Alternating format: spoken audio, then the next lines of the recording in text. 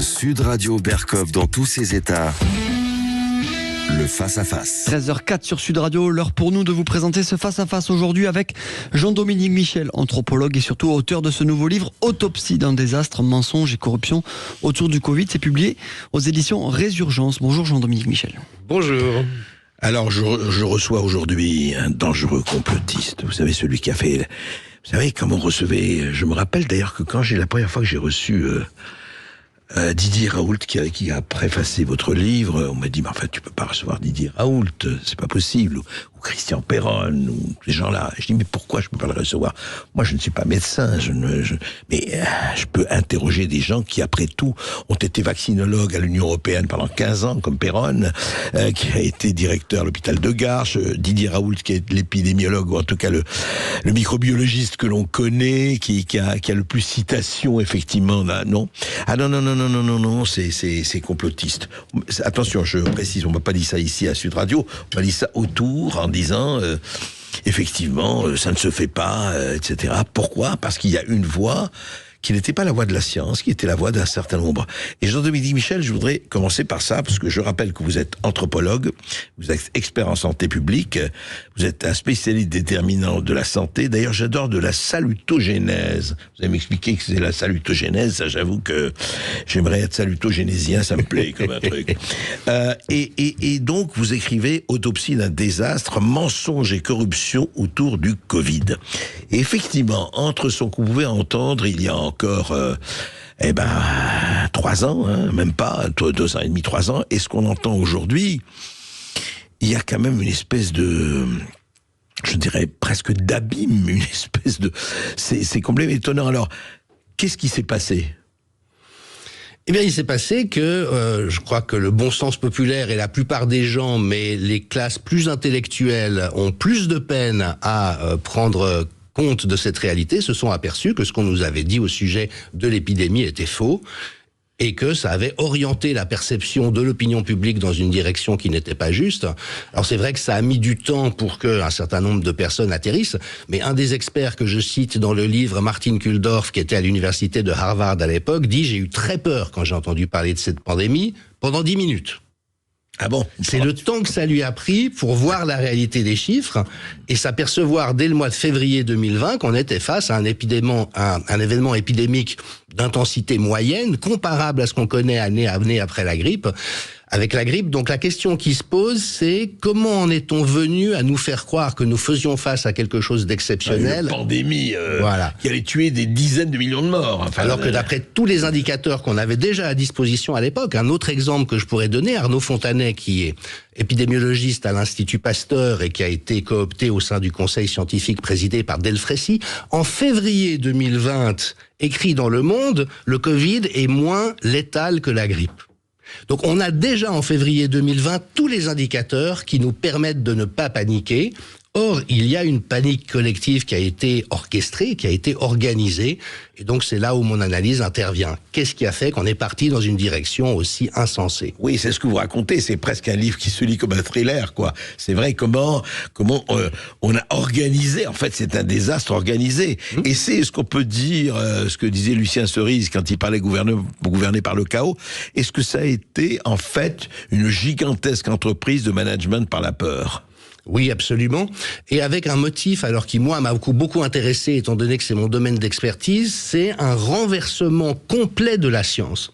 Qu'est-ce qui a fait que des gens comme Christian Perron, Didier Raoult ou moi-même qui avons rappelé l'état de la science et des bonnes pratiques, celles qui figuraient dans les plans pandémie, celles qui figuraient dans le plan pandémie de l'OMS en 2019, qui disait il ne faut surtout pas confiner, il ne faut surtout pas masquer, il faut surtout laisser les médecins généralistes soigner avec les moyens du bord et les molécules qu'ils ont à leur disposition. Qu'est-ce qui fait qu'en l'espace de quelques semaines, on a totalement invalidé toute la bonne science et les bonnes connaissances, on a prétendu des choses qui étaient juste complètement aberrantes, et avec ce bloc de tous les experts médico-politiques qui ont adhéré à quelque chose qu'ils auraient dû savoir être insensé, étant donné qu'ils avaient quand même des connaissances en la matière. Oui, et c'est ça qui est très. Vous décrivez d'ailleurs dans votre livre, c'est très intéressant, le mécanisme, parce que il faut le rappeler, c'est un mécanisme à l'échelle mondiale qui s'est passé. C'est quand même la première fois dans l'histoire qu'on assiste à cette espèce de formidable panique. On voyait ça dans les films de science-fiction. Hein. Il y a eu beaucoup de films, effectivement, mais on se disait, oui, c'est de la science-fiction, c'est bien, c'est le soleil vert.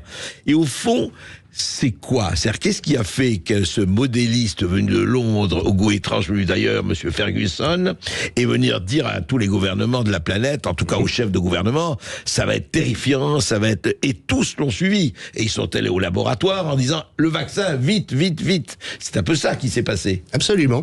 Et comme vous le dites, ça a été un management par la peur, mais même par la terreur. Parce qu'en fait, donc... toutes les caractéristiques de ce virus, il y a eu une épidémie de SARS-CoV-2, il n'y a pas lieu de le nier, mais en termes épidémiologiques, elle était d'intensité faible à moyenne, comparée à la grippe. On est absolument sûr de ça, parce qu'il n'y a plus de... Oui. Non, vraiment... ça c'est établi par John Ioannidis, qui est considéré comme étant la référence en matière d'épidémiologie. C'est les évaluations qui comptent pour l'OMS, donc elles sont totalement acquises aujourd'hui. D'accord. Et notamment cette réalité qu'en dessous de 70 à 80 ans en bonne santé, vous ne risquiez rien de différent qu'aucune autre année. Donc, en fait, à partir de cette réalité très rassurante, on a réussi à faire croire à la population, mais les médias ont vraiment mis en œuvre une batterie de propagande que je décrypte et que je cite dans le livre, pour faire croire qu'au fond, on était tous à risque, quel que soit notre âge. Qu'il y avait des bébés qui mouraient, des enfants qui mouraient, des jeunes qui mouraient, des gens en bonne santé qui mouraient, ce qui était faux. Ce qui était absolument faux en termes statistiques. Après, il peut y avoir des cas exceptionnels où ça arrive, mais en termes statistiques, c'était faux. Et donc, on a littéralement terrorisé la population en lui faisant croire que chacun d'entre nous étions en danger de mort. Et c'est un sentiment qui est tellement fort sur le plan des ressentis humains que quand vous faites croire à quelqu'un qu'il est en danger de mort, vous pouvez le manipuler dans n'importe quelle direction. Il est sidéré, il est tétanisé, il acceptera tout. Et là, il y a eu un détournement d'attention très caractéristique en ingénierie sociale, mais c'est qu'on a désigné des groupes qui essayaient de rappeler à la raison comme étant ceux qui mettaient en danger la population. Donc c'est l'extrait que vous avez cité de Gabriel Attal, où il dit « ce sont les non-vaccinés qui mettent en danger les autres ». C'était parfaitement faux. Et vraiment, c'est presque beau d'exhumer toute cette réalité. Rachel Walensky, qui était la directrice du CDC, donc la Haute Autorité de Santé américaine. Center of Disease Control. Exactement. Était informée de cela en janvier 2021. Elle reçoit des notes disant « ça n'empêche pas la transmission ». Et de janvier 2021 jusqu'en septembre 2021, elle passe sur toutes les chaînes de télévision pour dire « il n'y a qu'en se faisant injecter que l'on se protège de contaminer les autres », quelque chose qu'elle savait parfaitement être faux. Et là, donc pendant 8 mois, elle a prêché le faux pour dissimuler le vrai. Exactement, mais comme le Conseil scientifique en France, comme l'Office fédéral de la santé publique en Suisse. Donc on est à ce moment-là dans ce mensonge d'État qui émerge. Et j'imagine, sur le plan psychologique, pour ceux qui l'ont mis en œuvre, le fait qu'ils se sont enfoncés de plus en plus dans le mensonge. Et c'est quelque chose que même le mari qui trompe sa femme connaît sur le plan de ressort psychologique, c'est qu'une fois qu'on commence à partir dans cette direction, révéler le poteau rose serait trop coûteux sur le plan politique, et donc on délire de plus en plus, mais avec une nécessité d'entrer dans des mensonges de plus en plus gros, et c'est là où aujourd'hui il y a quand même un découplage, mais entre des autorités qui restent prises dans le même bonimentage, et une population qui, elle, comme dirait notre ami Michel Maffezoli, que vous invitez souvent, dit « cause toujours, j'ai quand même compris de quoi il s'agit ». Ouais. Et alors justement, et c'est très intéressant, vous le racontez dans votre livre, cette espèce d'évolution. On va en parler tout de suite après cette petite pause. Et qu'est-ce qui s'est vraiment passé? Je crois que c'est très important de détailler la chose, parce que encore une fois, c'est un événement, et c'est pour ça que votre livre est très intéressant de ce point de vue. C'est un événement absolument mondial, planétaire, qu'on n'avait jamais connu. On en parle tout de suite. C'est Céline Alonso, je vous souhaite une très bonne année 2024 avec Sud Radio. Bonne année avec Sud Radio. Sud Radio. Parlons vrai. Elle. Ici Sud Radio. Les Français parlent au français. Je n'aime pas la blanquette de veau. Je n'aime pas la blanquette de veau. Sud Radio Berkov dans tous ses états. Autopsie d'un désastre. Jean-Dominique Michel, Mensonges et corruption autour du Covid, qui vient de paraître aux éditions Résurgence. D'ailleurs, on le rappelait, la maison d'édition qui a publié le très très bon bouquin de Robert Kennedy sur Fauci, etc. Alors, on va peut-être un peu, justement, tirer les fils de la pelote, Jean-Dominique Michel, parce que il y a des tas de niveaux. Il a le niveau, on écrit, voilà, il arrive quelque chose de terrible, le confinement. Alors, le confinement, moi, j'aimerais qu'on s'arrête sur le confinement. Le confinement, je rappelle, parce que, à la fois, c'est à l'anthropologue, au citoyen que je parle, à l'essayiste, c'est que non seulement il y avait le confinement, donc on pouvait plus sortir, on pouvait plus voir son médecin, d'ailleurs le médecin n'avait plus à nous voir, et puis il fallait signer nos propres attestations. C'est-à-dire que moi je signais mon propre emprisonnement ou ma propre libération conditionnelle. C'est quoi ça ? Ça correspond à quoi ? Eh bien, c'est là où précisément c'est passionnant, parce qu'il y a 2 principes cardinaux dans la gestion des épidémies respiratoires, c'est vous laissez les médecins généralistes soigner les malades, et vous laissez la société vivre le plus normalement possible. C'est ce qu'ont fait la Suède et la Norvège, qui ont dit, nous n'appliquons que les mesures validées scientifiquement, la seule qui a un impact, c'est de se laver les mains régulièrement et d'aérer les locaux, nous n'imposons rien d'autre. Et on voit aujourd'hui qu'ils ont eu les meilleurs résultats de toute l'Europe. Et on savait, ça faisait partie de tous les manuels d'épidémiologie. Moi, j'ai parié une caisse de champagne à quiconque me trouvait un plan pandémie où il y avait le confinement généralisé de la population en bonne santé ou le port du masque. Ça n'existe pas, parce qu'on sait depuis des décennies que ça empire les choses. Et d'ailleurs, souvenez-vous, les médecins de plateau nous expliquaient il faut confiner pour tasser la courbe. Vous vous souvenez de ça ? Oui, bien sûr. Oui. Sinon, on va avoir un pic. Alors, qu'est-ce qu'on observe ? Tous les pays qui ont confiné ont eu des pics, et les pays qui n'ont pas eu confiné ont eu des courbes aplaties, parce que c'est comme ça dans la réalité. Donc, en fait, on a substitué à une science très solide et à des choses qu'on savait devoir faire, que Christian Perron, qui a piloté la réponse de la France aux épidémies pendant 12 ans, a rappelé, avant de se faire tirer dessus à boulet rouge. Et puis, on a substitué quelque chose de complètement absurde, mais qui, et ça c'est l'autre caractéristique intéressante, bien sûr avec quelque chose de totalitaire. Parce que le confinement, c'est quoi ? C'est vous séquestrer à domicile. C'est l'assignation à résidence avec ces systèmes complètement absurdes et toxiques où vous devez vous faire une attestation qui sera vérifiée par autrui. Et en fait, ce qu'on voit avec 4 ans de recul, c'est que cette catastrophe qu'on a générée, si on avait appliqué les 2 principes cardinaux, on aurait traversé ça sans dommage. Ça n'aurait pas été pire que la grippe d'une autre année. Sans parler des catastrophes économiques, des fermetures de tout, de tous les lieux de vie, de restauration, même, enfin tout. Ça y est, avec les produits alimentaires et encore qui étaient protégés. Alors justement, c'est une volonté au fond, parce que je suppose il n'y avait pas quand même, on ne va pas leur attribuer tous les péchés, il n'y avait pas l'envie de véritablement séquestrer, il y avait quoi, l'envie de protéger ou l'envie de se dire écoutez, voilà, on nous dit que ça va se passer comme ça, vous les croyez sincères dans leur désir de protéger, ou il y avait autre chose? Alors, la réalité est complexe, et je vous remercie, il faut mettre beaucoup de nuances. Tout à fait. Ce qui est sûr, c'est qu'il y a eu un plan prémédité, il y a eu des répétitions générales, on voit aussi, ça c'est le 2e tome du livre que je publierai au mois d'avril, qu'il y a des instances qui ont été créées pour précisément préparer le terrain à la substitution à la bonne science et des bonnes pratiques de choses complètement délirantes. Et notamment des officines du département militaire américain, en lien avec l'OMS. Donc il y a eu tout un travail de terrain pour que le moment venu, Macron et ses homologues dans d'autres pays puissent déclarer « nous sommes en guerre, l'ennemi rôde, il est redoutable », ce qui est de toute manière un message délirant en termes de santé publique. C'est pas comme ça qu'il faut présenter un épisode qui, par hypothèse, pourrait être grave. Et ça, effectivement, qu'une fois qu'on relève ce motif et que l'hypothèse de la maladresse ou de l'erreur n'est plus possible quatre ans après, qu'on se soit trompé ou qu'on ait tâtonné dans un premier temps... Oui, ce qui est possible. Accorde-leur le bénéfice du doute au départ. Mais 4 ans après, non. Il y a vraiment une intention délibérée. Et là, donc, la question suivante, c'est qui a orchestré tout ça et à quelle fin? Et en ce qui me concerne, il y a 2 motifs saillants. Le premier, c'est celui de l'escroquerie, du hold-up sur les finances publiques. Et vous voyez le nombre de doses de vaccins qui ont été commandées dans les différents pays, c'est insensé. C'est l'équivalent de 10 ou 12 injections par personne. Alors, ils en jettent, on va en parler avec Virginie Geron du Parlement européen, ils en jettent des milliards par jour, enfin pas des milliards par jour, des dizaines de milliers, etc. de doses. Tout à fait. Elles sont périmées, oui. Il y a un motif que la plupart des gens ignorent et qui est choquant quand on ne le connaît pas, c'est que le domaine de la santé aujourd'hui est totalement affecté par une corruption généralisée.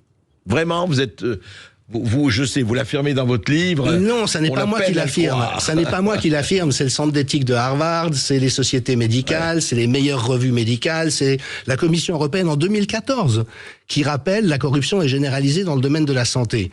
Et comment alors on voit ce qu'ils font 6 ans plus tard. Et comment ça se passe alors? Et ça se passe que par les systèmes de financement qui sont mis sur pied, en fait, l'industrie pharmaceutique a infiltré, et ça n'est pas une thèse complotiste, c'est le rapport de la Chambre des communes britannique en 2005 qui le pose, le professeur Philippe Evin l'a souvent mentionné, qui dit que l'industrie pharmaceutique a infiltré tous les centres décisionnaires. Et notamment, partout. Et notamment avec ce principe et ce processus des portes tournantes qu'on connaît bien, l'actuelle directrice de l'Agence européenne des médicaments est l'ancienne chef des lobbyistes des pharma à Bruxelles. Et donc, c'est les gens de l'industrie qui viennent dans ces agences qui sont censées protéger la population et qui, en fait, ouvrent des lignes de crédit illimitées à l'industrie pharmaceutique qui, rappelons-le, est la première ou la deuxième au monde. Ils se tirent la bourre avec le complexe militaro-industriel en termes de chiffre d'affaires. Donc, on est face à des sommes monumentales. Ouais. Et ce que la plupart des gens, effectivement, peinent à comprendre, c'est que tous nos systèmes de santé sont aujourd'hui captifs de ces intérêts privés.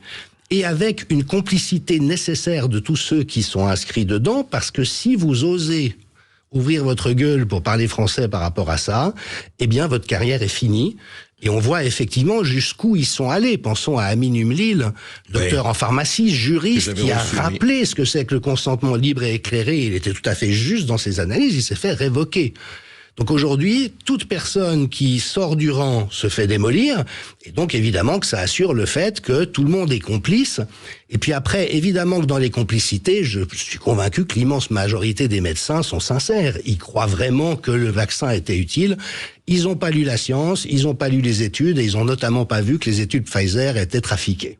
Mais c'est quand même étonnant pour des médecins, et effectivement, je suis comme vous, je crois que la majorité, ce sont des gens effectivement dévoués à leur cause, au serment d'Hippocrate et à noli tangere, mais quand même, il y a quelque chose de très étonnant de Jean-Dominique Michel, c'est que je veux bien que l'industrie pharmaceutique et ses milliards corrompent, mais il n'y a pas eu dans les allées du pouvoir ou des pouvoirs des gens pour dire attendez, ça va pas, là il y a un problème qui va pas. Hein, Oui.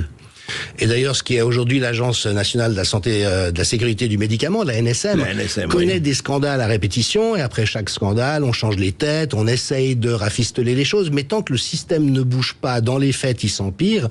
Et d'ailleurs, il y a une preuve évidente, qui est que la crise H1N1 de 2009 avait déjà dévoilé tout un ensemble de dysfonctionnements majeurs, qu'un très bon rapport d'enquête du Sénat avait mis en lumière.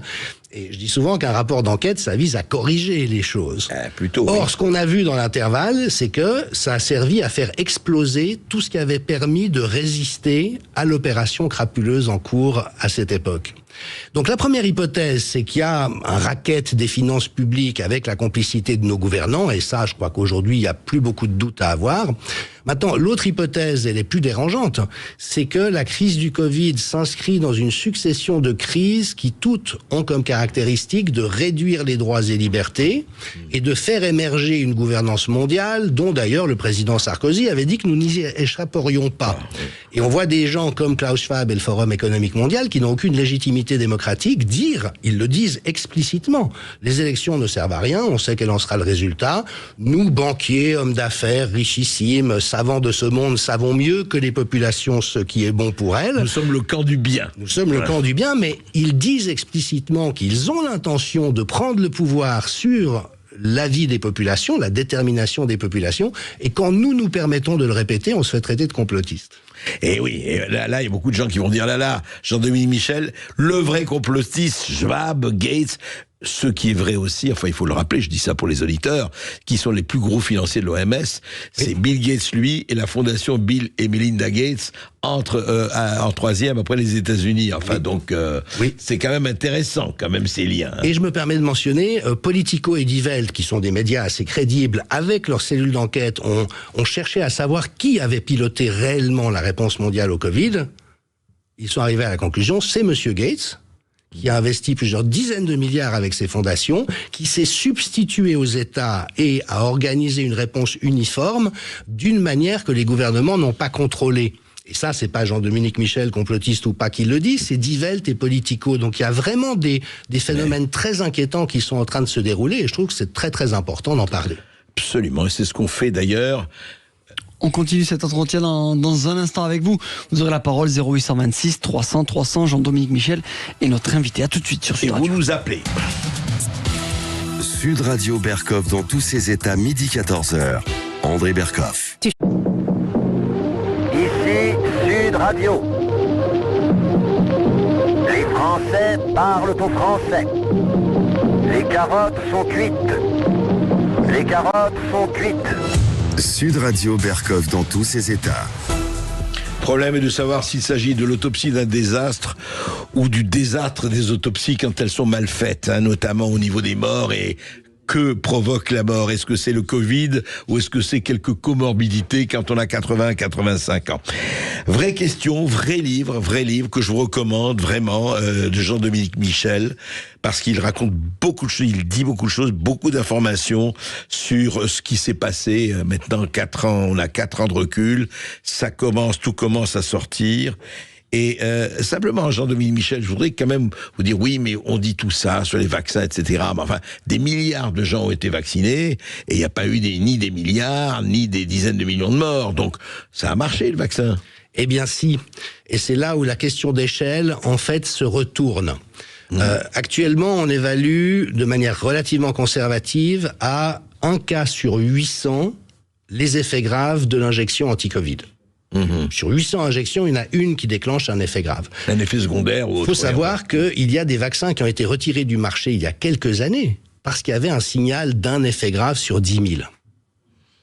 Donc on est dans une échelle qui, contrairement à ce que les autorités disent, est complètement alarmante. On sait qu'il y a une sous-déclaration très importante des cas d'effets secondaires parce que c'est laissé en fait à la responsabilité de chacun.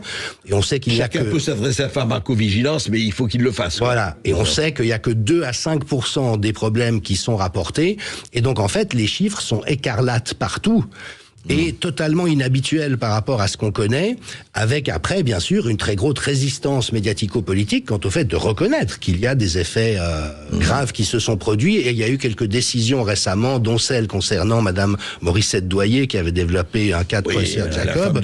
Et on se souvient de votre ami Olivier Véran, grand menteur devant l'Éternel, à l'Assemblée nationale, professant devant la représentation nationale, il est impossible qu'il y ait des cas. Et au fond, vous voyez, c'est ça la dynamique du mensonge. Quand, en janvier 2021, les autorités disent l'injection est sûre et efficace, il n'y a aucun moyen de le savoir. On ne le sait pas. On peut l'espérer, mais on ne peut pas le dire si on est responsable de sa parole publique. Et d'ailleurs, on ne peut pas l'affirmer, vous voulez dire. Pas l'affirmer. Parce qu'on induit la population en erreur. Et on a vu malheureusement la réalité des effets secondaires arriver. Alors en proportion, quand on fait un essai sur quelques milliers de personnes, quand il y a quelques cas de décès, on arrête. Ici, c'est sur quelques milliards de personnes, mais il y a eu quelques millions de décès. Donc on est exactement dans les mêmes ordres de grandeur, et ces sécurités qui existent naturellement dans les expériences médicales ont complètement explosé, parce que, et votre ami Véran l'a aussi dit et redit de manière totalement frauduleuse, il a dit, on n'est plus dans la phase 3, alors qu'on y est encore jusqu'en février-mars de cette année. Donc on a complètement enfumé la population, en lui faisant croire que c'était un vaccin comme les autres, ce qui n'est pas vrai, c'est une nouvelle technologie qui présente tout un ensemble de risques, et avec des indicateurs d'effets nocifs massifs qui ont été totalement gardés sous silence. Et alors justement, on arrive à cette période-là où les gens commencent à bouger, mais les gens qui contestaient cela, ont été extrêmement attaqués. Vous-même, en Suisse, vous avez été très attaqué.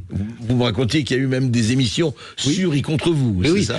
On a tous été déchus d'une position d'honorabilité que nous avions jusque-là, mais à des points inimaginables. Moi, je suis relativement, je suis un anthropologue de terrain honnête, mais Didier Raoult, je me permets quand même de le rappeler, c'est le numéro 1 un mondial de la microbiologie. C'est un type qui a révolutionné son domaine, qui a découvert des nouveaux types de virus, qui a fait des découvertes fondamentales. Des bestioles microbiologiques portent son nom.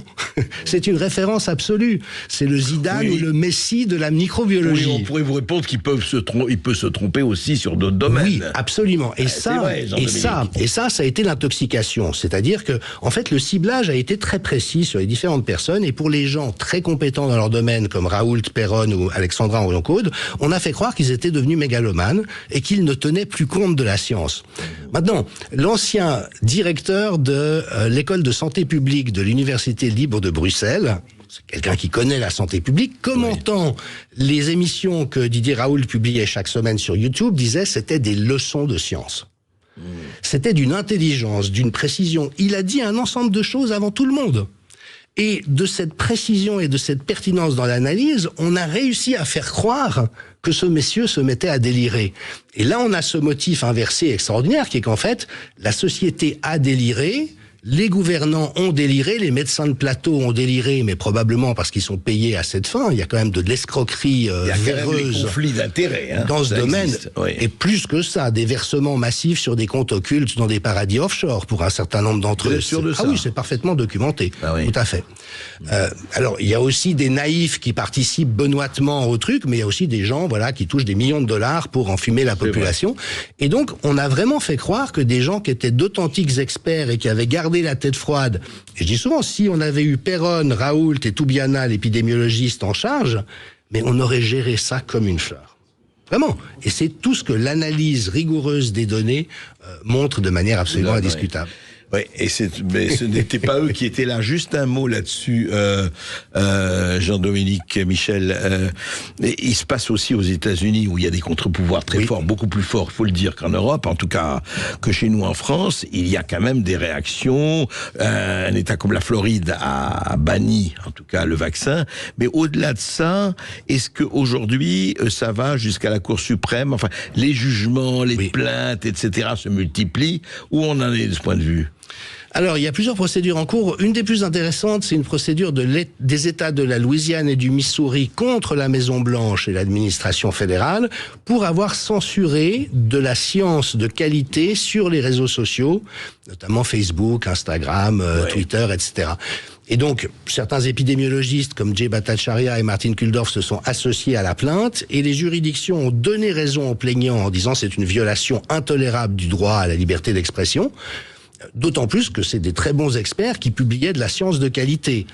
Mais la Maison-Blanche a porté le cas jusqu'à la Cour suprême avec un argumentaire qui est quand même intéressant, qui consiste à dire nous devons avoir la possibilité au besoin de censurer de la science de qualité qui arrive à des résultats vrais pour les impératifs de santé publique que nous poursuivons. Carrément, ils ont dit ça comme carrément. Ça. On peut censurer, ou on doit censurer la science au nom de l'intérêt suprême de l'État. Exactement, et notamment dans ce train très infantilisant dans lequel on est aujourd'hui, que toutes les vérités ne sont pas bonnes à dire, et si certaines vérités risquent de perturber le citoyen qui est bien endoctriné par la propagande étatique, eh bien ça risque de poser un problème, mais c'est effectivement assez... D'où les censures sur Twitter avant qu'Elon Musk ne prenne effectivement la direction. Il a un peu changé certaines choses. On va peut-être en parler. Je crois que nous avons des auditeurs. On a Christophe qui nous appelle depuis Perpignan. Bonjour Christophe. Bonjour Christophe. Bonjour. Donc moi je me présente un peu, je suis infirmier. Oui. Et cadre infirmier. Et j'ai vécu cette période Covid au cœur, puisque comme tout le personnel de santé, on était dedans. Je me suis porté volontaire pour faire partie de centres anti-Covid, pour recevoir les patients et tout. Et du début, on a vu que c'était une escroquerie. Ah bon? Une vraie escroquerie. Et ça fait, les chiffres étaient changés dans les occupations de lit, dans les gens qui décédaient. Et, on attribuait le titre Covid à tout ce qui décédait. Tout était faux. Et j'ai fait partie des infirmiers et qui n'ont pas voulu se faire vacciner. J'ai fait un faux vaccin Ah ouais. C'est-à-dire, vous n'avez pas été suspendu, vous avez fait un faux vaccin. Non, mais alors, c'est bien. Ouais. malheureusement, j'ai besoin de manger comme tout le monde. Bien sûr. Bien sûr. Et voilà. Et donc, et j'ai fait, puisque c'était moi qui étais en charge de vacciner les gens, j'ai des gens qui sont venus me voir en me disant, je veux continuer à travailler, je veux un faux vaccin pour travailler. Et vous les avez Je l'ai fait à une quarantaine de personnes, parce que on se rendait compte que c'était une escroquerie. J'ai connu dans d'autres pays des vraies pandémies comme Ebola, des vraies maladies où on meurt. Et là, quand du jour au lendemain, on vous dit il ne faut pas porter de masque, le lendemain on vous met 135 € parce que vous portez pas de masque, que des histoires comme ça, les masques, on savait très bien qu'ils ne protégeaient pas grand-chose. Tout le monde devenait professeur en épidémiologie, et puis donnait ses thèses et ses machins et ses si. Alors que les professionnels de la santé, moi je suis professionnel depuis 40 ans de la santé. Ouais. On reçoit les gens à l'hôpital, on reçoit les gens aux urgences, on sait les gestes à faire ou à ne pas faire. Et c'est pas des gens qui ont fait, malheureusement, dans les gouvernements qui n'ont peut-être jamais vu un hôpital ou un service médical, qui viennent nous donner des leçons et qui nous disent ce qu'on doit faire ou pas faire et qui nous punissent. Parce que ça a été une punition pour des collègues à moi qui ont refusé le vaccin et qui ont arrêté leur boulot. Et le boulot d'infirmier, d'aide-soignant, de médecin, c'est pas un boulot qu'on fait alimentairement comme des frites à McDo, quoi. Ouais. C'est un vrai métier, c'est pour beaucoup un sacerdoce. Quand vous faites ça, vous savez pas faire autre chose, mais vous faites ça tous les jours. Et ça fait du bien d'entendre ce que dit votre invité là, qu'on a été pris pour des jambons pendant des mois et des années, et c'est juste pour le Dieu pognon. Merci Christophe. Jean-Dominique Michel, qu'est-ce que ça vous fait réagir? Comment? Oui, parce que je crois qu'il y a vraiment deux éléments de gravité extrême. Le premier, c'est qu'on est totalement transgressé toute la science et les bonnes pratiques en gestion des épidémies. Et si quelqu'un a le moindre doute, prenez le cas de la Suède et la Norvège. Ils n'ont rien appliqué de tout ce qu'on a infligé ici et ils s'en sortent beaucoup mieux que nous. Et c'est la confirmation de ce qu'on savait déjà. Mais le deuxième élément très grave, et merci à notre auditeur d'en témoigner, c'est la violence, la brutalité de la réponse étatique.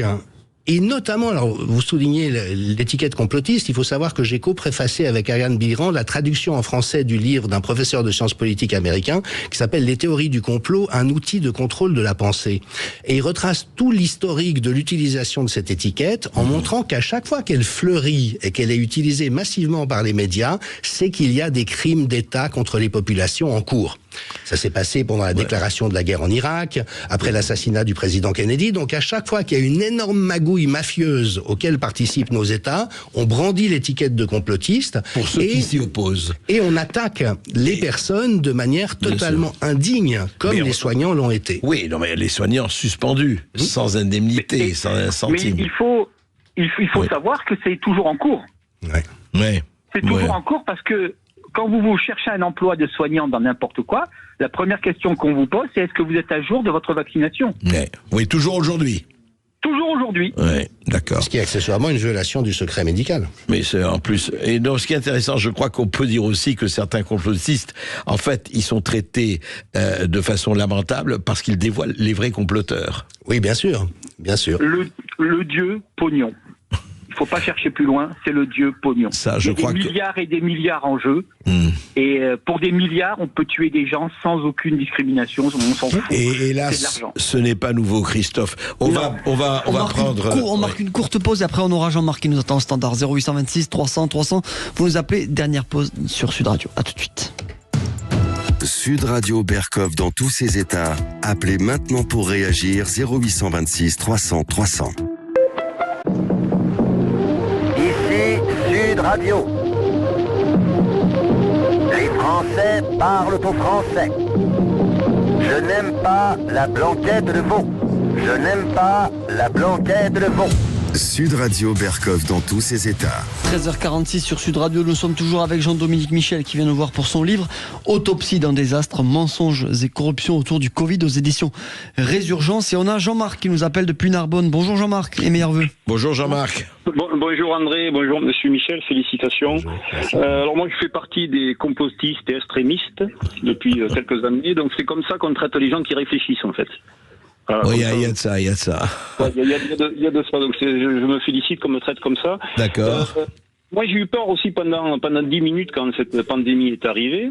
J'ai eu peur pendant 10 minutes parce que d'entrée, on a eu les chiffres, même le gouvernement a donné les chiffres comme quoi il y avait moins de 1% de morts et que ça touchait les personnes qui étaient âgées ou qui avaient des gros problèmes de santé. Ouais. Donc, comme c'est le cas, c'était pas mon cas et c'est pas le cas de beaucoup de personnes, heureusement. Donc, je vois pas de quoi on pouvait s'affoler d'un tel virus. Donc malgré ça, ils ont réussi quand même à confiner toute la population. Les gens ont respecté à 95% et dénoncé les personnes qui ne respectaient pas les ordres du gouvernement. Donc ça, je trouve que c'est quand même intéressant et c'est en même temps effrayant. C'est pour ça qu'il y a eu des guerres et qu'il y a eu des collaborateurs et que ceci et que cela. Et après, oui, parce qu'on leur demandait même de dénoncer leurs voisins. Hein, il faut se rappeler à un moment donné, quoi. Il y avait ça. Non, mais moi, je connais des gens qui ont été. Moi, j'ai pris une amende à Narbonne de 135 € parce que j'étais en plein centre-ville avec mon chien que j'avais pas de masque. Ouais, non, vous voyez, c'est le centre-ville, il n'y a personne. J'étais tout seul sur la place. Voilà, je connais des personnes qui ont été dénoncées. Moi, j'étais insulté parce que j'avais pas de masque à l'extérieur. Bon, je vous parle pas à l'intérieur. Quand je rentrais, je faisais semblant de tousser. Il y a tout le monde qui partait. Au moins, c'est que ça allait bien, c'est que vous étiez seul dans le magasin. Voilà. Et puis avant, pour cambrioler les banques, il fallait un masque. Maintenant, donc vous rentrez avec le masque, vous me dites, moi, il y a plus d'argent dans les banques. C'est dommage. C'est pas mes amis les banquiers. Et le deuxième point que je voudrais soulever, c'est qu'on a dit aux médecins de ne pas soigner, ça c'est quand même fou, et les médecins ont écouté. Et alors qu'un médecin, il peut soigner n'importe qui. Et ça par contre c'est quelque chose que j'arrive pas très bien à comprendre, qu'un médecin qui a fait le serment d'Hippocrate, qui a fait 8 ans, 10 ans ou 12 ans d'études, il vous dit je suis les ordres du gouvernement parce que je risque de me faire gronder. D'ailleurs, ce qui s'est passé, parce que les médecins qui ont soigné, ils se sont fait emmerder, et les médecins qui n'ont pas soigné, ils ont eu des primes ou ils ont eu des satisfecits du gouvernement. Et encore chez moi, dans mon petit village à côté de Narbonne, ma maman qui a 86 ans, il y a 2 semaines de ça, c'est pas vieux, elle est enrhumée. Elle téléphone au centre médical. Le centre médical lui dit, madame, allez faire un test du Covid. Ah bah d'accord. Attendez, c'est pas fini, André. Allez faire un test du Covid pour savoir si vous avez le Covid. Donc ma maman, 86 ans, déjà, et tous, elle va à la pharmacie, et le centre médical lui dit, si vous avez le Covid, vous ne venez pas. Ah bon? Si vous avez le Covid, on ne vous soigne pas, par téléphone, on vous dira qu'il faut rester chez vous avec de Doliprane. C'était il y a 2 semaines, ça. Oui, non mais c'est payant. Parce qu'en plus, ces gens-là, je les aime bien, ils sont serviables. Mais comment, si vous voulez, c'est effrayant quand même ça. Oui, Jean-Marc, alors justement, non mais la question que vous posez, c'est vrai. Comment il se fait que des médecins, et encore une fois, on l'a dit, Jean-Dominique Michel, qui sont en général des gens vraiment qui travaillent, et Dieu sait si on le connaît tous, qui sont formidables, qu'est-ce qui fait qu'ils ont obéi comme ça? Qu'ils nous dit oui, d'accord, on nous dit, écoutez, n'allez pas voir vos... Et ils ont dit oui, dans la majorité écrasante. Alors c'est là où on est obligé de repartir du sous-titre du livre, Mensonges et corruption autour du Covid. Il y a eu une opération d'ingénierie sociale où on a cherché à orienter délibérément la population dans une direction qui n'était pas honnête. Et en fait, on a utilisé un renversement où on a rendu acceptable ce qui normalement est scandaleux et on a fait passer pour scandaleux ce qui normalement est acceptable. Et vraiment, on l'a vu, le fait de ne pas soigner les gens, c'est scandaleux. Parce que le soin en lui-même fait du bien. Maintenant, souvenez-vous, on avait ces images terribles qui venaient d'Italie, on nous disait il y a plein de médecins jeunes qui meurent d'avoir soigné des patients du Covid, donc les médecins étaient ravis de ne pas avoir à consulter à ce moment-là. On les a piégés. On leur a dit après contaminés, etc., etc. Exactement. Et en fait, on a désorienté tous les repères d'une manière qui a été extrêmement efficace, et notamment en provoquant la collaboration contre nature de catégories entières de la population. Alors, on pourrait faire un petit aparté sur les masques qui ne servent à rien. Il faut savoir que même en salle d'opération, ça ne protège pas des bactéries et des virus. Même en salle d'opération. Ça protège contre les jets de liquide physiologique, mais pas contre la transmission. Donc quand des enseignants se sont retrouvés obligés d'infliger à des enfants le port du masque à journée longue, avec tous les dégâts psychologiques et physiques, parce que ça crée un état d'asphyxie, ça a été confirmé, vous voyez, ils ont collaboré à quelque chose d'odieux, mais toujours avec une justification héroïque. sacrifiez-vous pour le bien des personnes âgées, pour papy-mamie. Donc restez à la cuisine, restez chez vous, faites-vous vacciner, portez des masques, faites votre part pour pouvoir participer à l'effort collectif. Et c'est là où le piège a été monté, mais avec, et ça pour moi c'est un grand motif de préoccupation en tant que socio-anthropologue, le fait qu'il y a eu une banalisation. Vous connaissez l'expression la banalité du mal, mais actuellement on est dans une banalisation. On est dans une banalisation du mal. C'est-à-dire que un président de la République, un Premier ministre peuvent dire non, nous on a choisi d'emmerder les gens qui sont pas d'accord avec nous. Ce ne sont plus des citoyens à part entière parce qu'ils ne se conforment pas à ce qu'on leur impose et que ça soit devenu banal dans le paysage. Alors que c'est scandaleux. C'est la fin de la démocratie et de l'état de droit. Hein, techniquement, politiquement, c'est une tyrannie. Et donc voilà, ce que monsieur décrit, c'est ça. Et effectivement, honneur à tous ceux qui ont résisté et qui ont compris que le fait de tenir bon avec bon sens sur ce qui est bon pour tout le monde, ça n'était pas de nous précipiter dans cette direction. On remercie Jean-Marc et on accueille Catherine qui nous appelle peut-être depuis la neige, depuis le bassin d'Arcachon. Bonjour Catherine. Bonjour Catherine. Peut-être sous la neige. Oui, bonjour. Effectivement, on a de la neige aujourd'hui. Catherine, on vous écoute. Je vous appelle pas pour vous donner la météo du bassin. Non. Je vous appelle pour deux petites questions.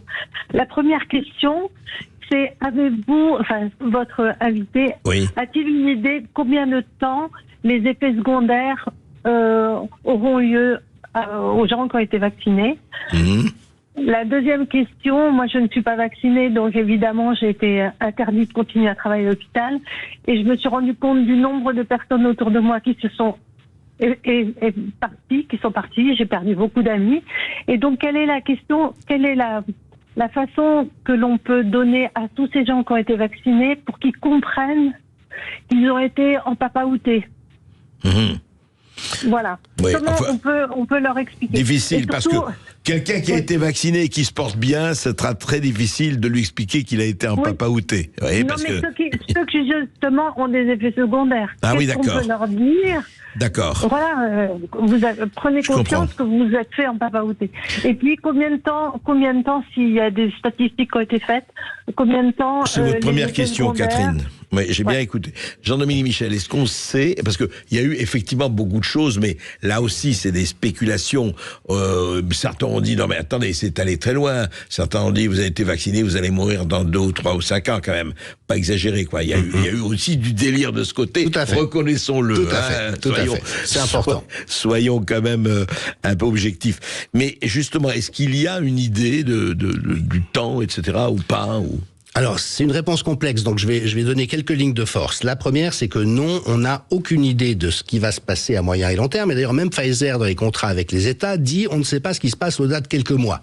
Donc, quand Véran disait, et Macron c'est sûr et efficace, Pfizer lui disait on n'en a aucune idée. Ce qui quand même remet un peu l'église au milieu du village. Et cette incertitude, elle est douloureuse.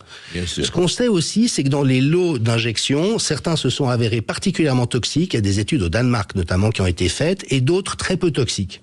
Donc il peut y avoir une très grande variabilité de l'effet potentiel problématique de l'injection selon le lot dont elle est issue. Et puis en ce qui concerne les signaux, ce qui est sûr, c'est qu'on voit une augmentation très préoccupante de la mortalité générale en 2021, 2022 et 2023, et notamment dans des classes d'âge où on meurt très peu.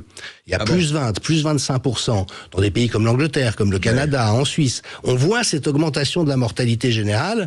Elle est corrélée temporairement avec l'injection génique, donc on peut supposer malheureusement qu'il y a un lien de cause à effet. Mais puisqu'il y a eu tout un ensemble d'atteintes à la santé avec la gestion catastrophique du Covid, il faut rester prudent. Absolument. Et puis, ça peut être à cause du confinement, à cause de beaucoup d'autres choses. Ou des soins qui n'ont pas été donnés, des reports de dépistage, etc. Et puis, alors, les deux signaux qu'on voit apparaître maintenant et qui sont préoccupants, le premier, c'est que plus les gens sont injectés, plus leur immunité s'effondre. Donc il y a vraiment un effet destructeur de l'immunité avec la répétition des doses. Oui. Et puis l'autre élément, c'est la flambée des turbocancers. Beaucoup d'oncologues nous disent, on voit des cancers foudroyants qu'on ne voyait pas avant, notamment chez les jeunes. Et là encore, on est obligé d'avoir à l'esprit le fait que ça pourrait avoir un lien avec l'injection. Donc pas de panique, vigilance, mais en même temps, c'est vrai que les gouvernants ont fait prendre des risques insensés à la population et ils auront à en rendre compte tôt ou tard. Et ça, nous le verrons. En tout cas, Jean-Dominique Michel, lisez l'autopsie d'un désastre. Ça vous éclairera. Merci Jean-Dominique Michel d'avoir été avec nous. On va se retrouver demain sur Sud Radio entre midi et 14h, comme tous les jours avec André Berkoff. On sera là dès midi. Tout de suite, c'est Brigitte Lahaye sur Sud Radio. C'est Cécile de Menibus, je vous souhaite une bonne année 2024 avec Sud Radio. Bonne année avec Sud Radio. Sud Radio. Parlons vrai.